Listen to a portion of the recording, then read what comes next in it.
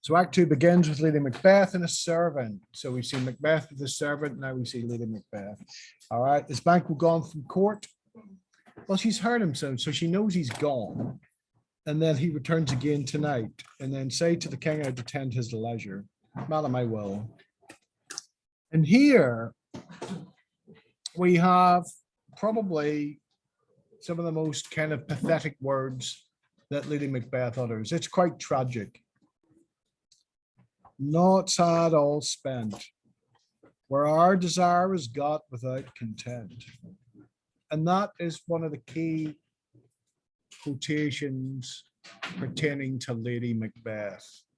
Now, this was the woman who said she would dash out a breastfeeding child's brains. She's got what she desired, and yet it's not enough. 'Tis safer to be that which we destroy than by destruction dwell in doubtful joy.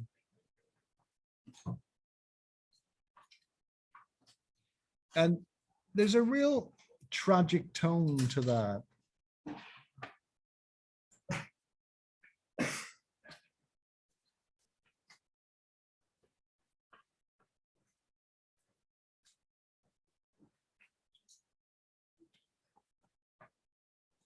One of regret. Look what she says. 'Tis safer to be that which we destroy. In a way, it's that sort of suicidal ideation. She wishes she were dead.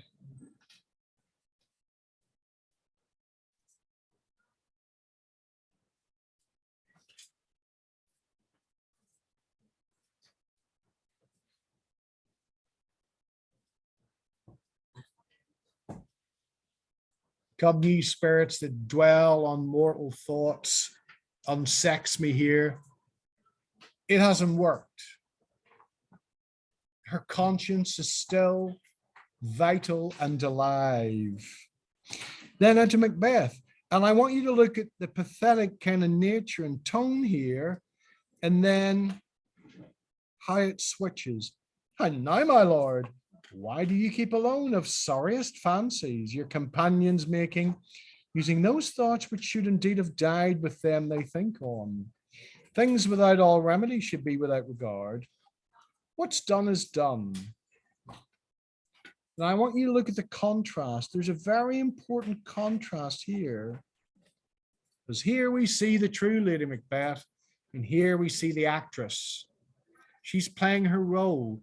Only this time she's playing for Macbeth and not for the court of Scotland. Sorriest fancies. And yet here, a real sense of despair.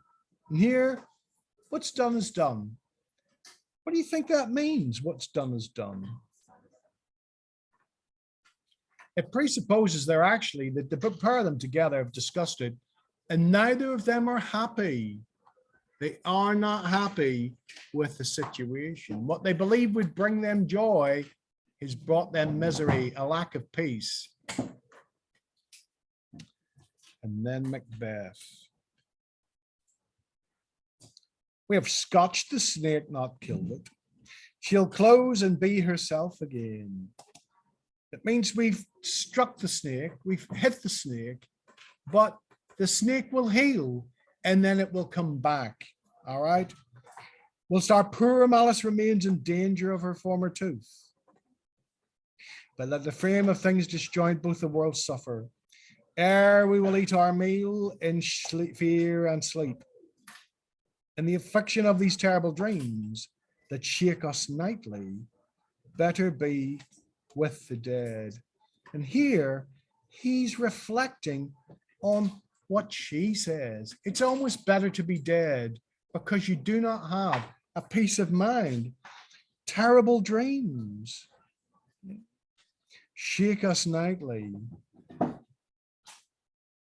whom we, to gain our peace, have sent to peace.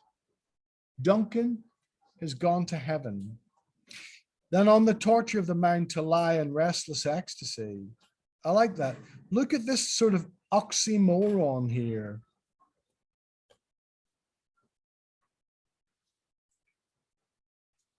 It's almost paradoxical.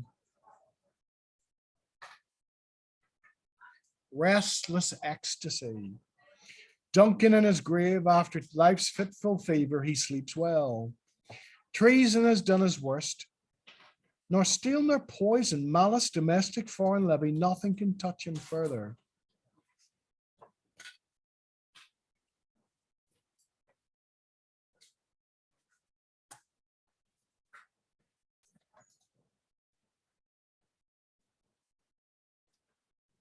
Duncan is happier. Okay. Than Macbeth. Again, another little charm. Come on, gentle, my lord. And remember, she loves him very much. They both love each other. Sleek o'er your rugged looks. Okay, take that bad look off your face. Sleek it over. Be bright and jovial among our guests tonight. So here and again, she's saying,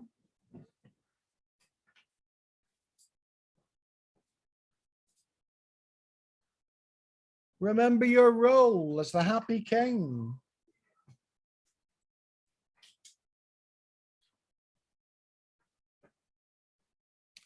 Remember your role. You have a role to play. And if you're not, the guests are going to know something's up, which they eventually find out anyway, because we see Banquo's ghost.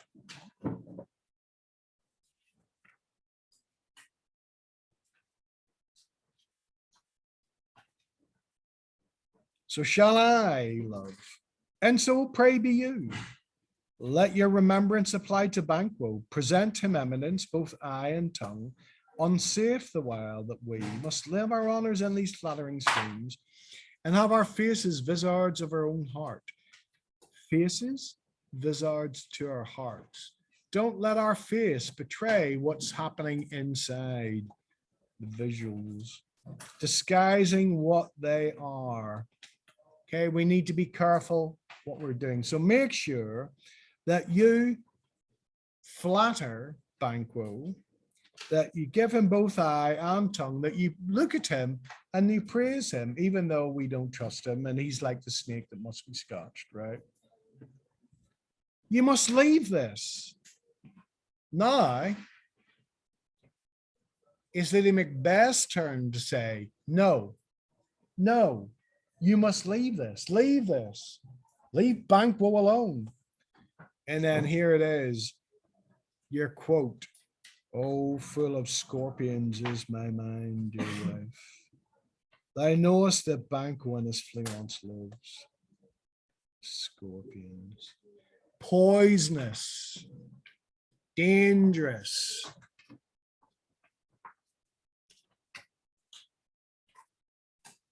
All right.